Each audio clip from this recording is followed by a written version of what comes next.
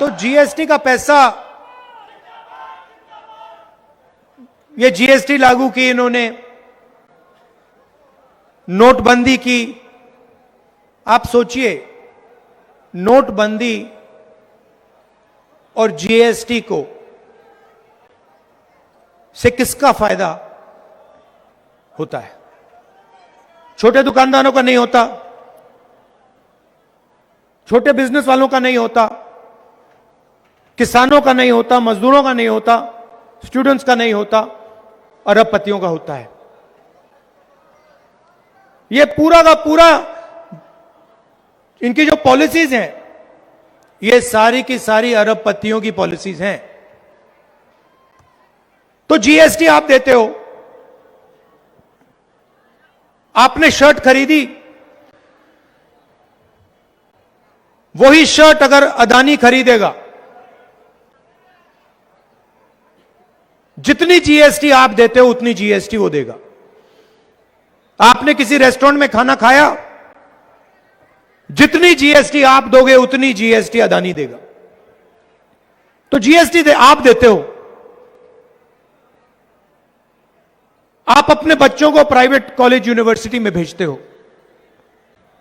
लाखों रुपए लग जाते हैं, बैंक लोन लेना पड़ता है,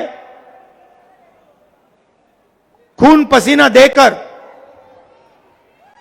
आप प्राइवेट यूनिवर्सिटी में, कॉलेजेस में अपने बच्चों को भेजते हो। बीमार होते हो, फिर से प्राइवेट अस्पताल में। आपने अपने आप से कभी पूछा है कि ये जो प्राइवेटाइजेशन हो रहा है, ये जो हमारे जेब से लाखों रुपए लिए जाते हैं शिक्षा के लिए, स्वास्थ्य के लिए, बिजली के लिए, पानी के लिए, ये किसके हाथों में जाते हैं? ये आपके हाथों में नहीं जाते। हिंदुस्तान को 5-7% लोग चलाते हैं।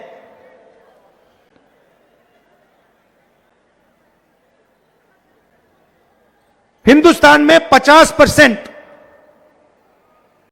पिछड़ा वर्ग है, 15% दलित है, 8% आदिवासी है और 15% माइनॉरिटी है। सबको जोड़ दो तो 90% आबादी है। दलित, आदिवासी, पिछड़ा वर्ग, माइनॉरिटी। उसमें आप मुसलमान, सिख, ईसाई सबको जोड़ दो, 90% बनता है। 500 कंपनी है जो है हिंदुस्तान की सबसे बड़ी, ये मीडिया के जो मालिक हैं, अदानी, अंबानी, इन 500 कंपनी की लिस्ट निकालो, आप हैरान हो जाओगे। मालिकों की लिस्ट में आपको एक पिछड़े वर्ग का, एक दलित, एक आदिवासी, एक माइनॉरिटी नहीं मिल सकता, कोई है ही नहीं। उनकी मैनेजमेंट की लिस्ट निकालो, जिनकी 90% आबादी है, उनका आपको एक आदमी नहीं मिलेगा सीनियर मैनेजमेंट में। मुझे दिखा दो, नाम बता दो, अदानी की कंपनी में दलित व्यक्ति का नाम बता दो जो मैनेजमेंट में है, जो चला रहा है कंपनी को। करोड़ों रुपए की सैलरी है। आपसे कहते हैं कि भैया आप लोगों को बच्चों को कॉलेज यूनिवर्सिटी भेजना चाहिए, बड़ा सपना दिखाते हैं। आप लाखों रुपए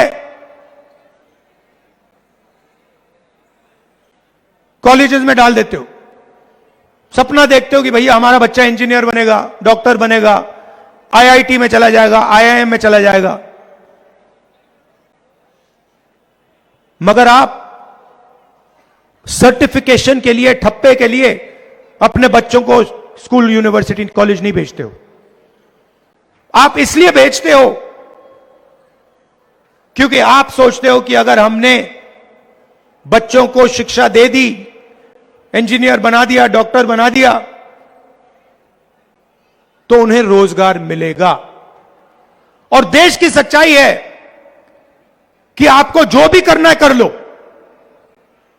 लाखों रुपए डाल दो, बच्चों को मेडिकल इंजीनियर जो भी बनाने बना दो, मगर आज के हिंदुस्तान में आपके बच्चों को रोजगार नहीं मिल सकता है। तो सपना आपको देते हैं, आपकी मेहनत का पैसा प्राइवेट यूनिवर्सिटी में जाता है, कॉलेजेस में जाता है। प्राइवेट कॉलेजेस यूनिवर्सिटी को आप लोग नहीं चलाते, उनके मालिकों की लिस्ट में आप जैसे आपके नाम का कोई है ही नहीं। आपके जेब से धड़ाधड़ पैसा निकलता है और फिर आपको पता लगता है भैया इंजीनियर बन गया, लॉयर बन गया, बीए कर ली, एमए कर ली, मगर मजदूरी कर रहा है बच्चा। यह गेम है और यह गेम मीडिया वाले करवाते हैं।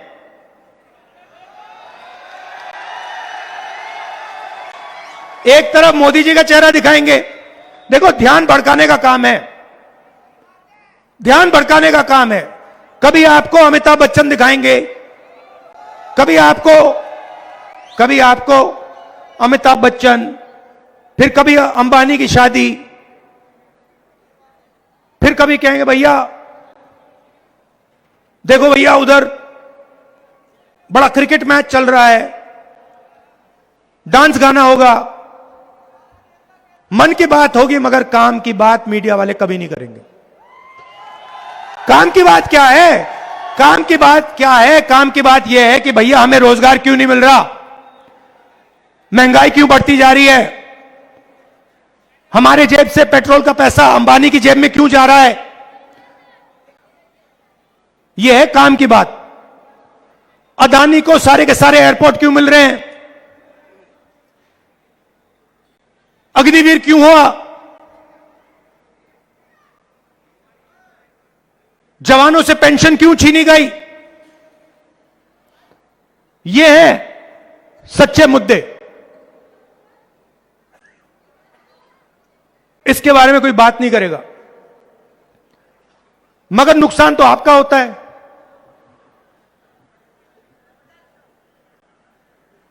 दुख तो आपको होता है,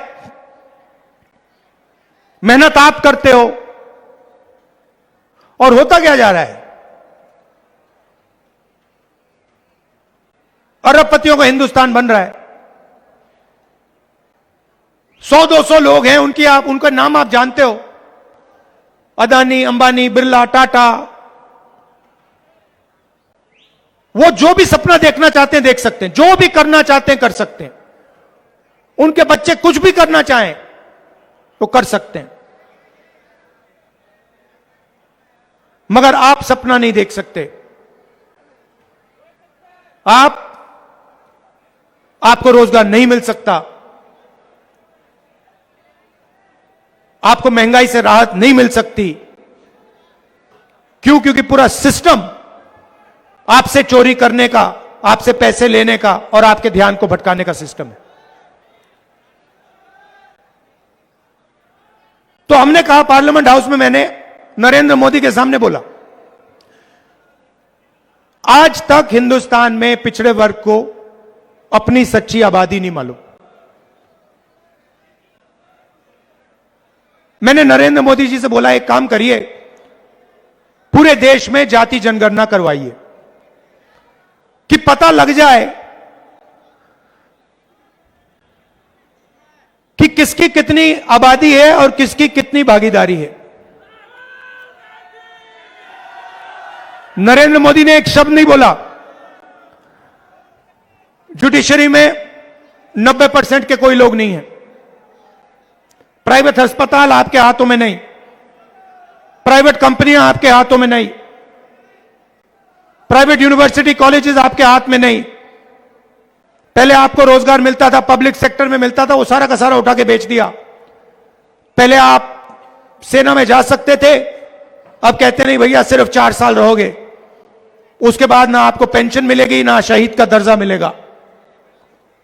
यह फर्क है कांग्रेस पार्टी और उनमें। मैंने तो सीधा मोदी जी से कहा है कि देखो भैया, आप करो ना करो, हमारी सरकार आएगी, जहां भी आएगी वहां पर हम जाति जनगणना का काम एकदम शुरू कर देंगे और हम पता लगाएंगे कौन सी संस्था में कौन कौन लोग हैं इस देश में, किसकी कितनी भागीदारी है और बदलाव लाएंगे। हमने यह भी बोला कि जो 50% रिजर्वेशन की दीवार बना रखी है कि रिजर्वेशन 50% से ज्यादा नहीं हो सकता, इस दीवार को हम उठा तोड़कर फेंक देंगे और दोनों चीज हम लोकसभा में राज्यसभा में पास करवा के दिखाएंगे और यहां दिल्ली में हमारी सरकार आएगी तो हम जाति जनगणना करेंगे।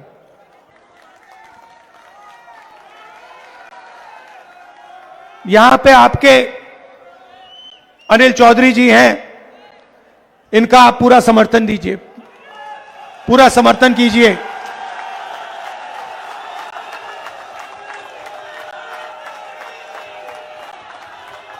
यहां पहले सिसोदिया जी कैंडिडेट थे ना, सिसोदिया जी से, तो सिसोदिया जी यहां पहले कैंडिडेट थे, जो लिकर स्कैम के आर्किटेक्ट हैं केजरीवाल जी के साथ, जिन्होंने मतलब पूरा भ्रष्टाचार यहां किया, तो यहां से भाग के चले गए, डर के मारे भाग के चले गए। अच्छी बात है, आप अनिल को भारी बहुमत से जिताइए और याद रखिए, देखिए सबसे जरूरी चीज हिंदुस्तान के भविष्य के लिए नफरत के बाजार में मोहब्बत की दुकान खोलनी है, नफरत के खिलाफ लड़ना है। मोहब्बत का हिंदुस्तान चाहिए हमें नफरत का हिंदुस्तान नहीं चाहिए, हम नहीं होने देंगे। और इस देश में किसी को नहीं डरना चाहिए, किसी को भी नहीं डरना चाहिए। ये हम सबका देश है, ये मोहब्बत का देश है, ये भाईचारे का देश है, ये एकता का देश है और इसके लिए और संविधान के लिए हम लड़ते रहेंगे और हमारी जीत होगी। आप सबका बहुत बहुत धन्यवाद, दिल से धन्यवाद, नमस्कार, जय हिंद। अब मैं यहाँ के ब्लॉक अध्यक्ष राजेश जी से कहूंगा कि सबका यहाँ धन्यवाद करें। राजेश भाई।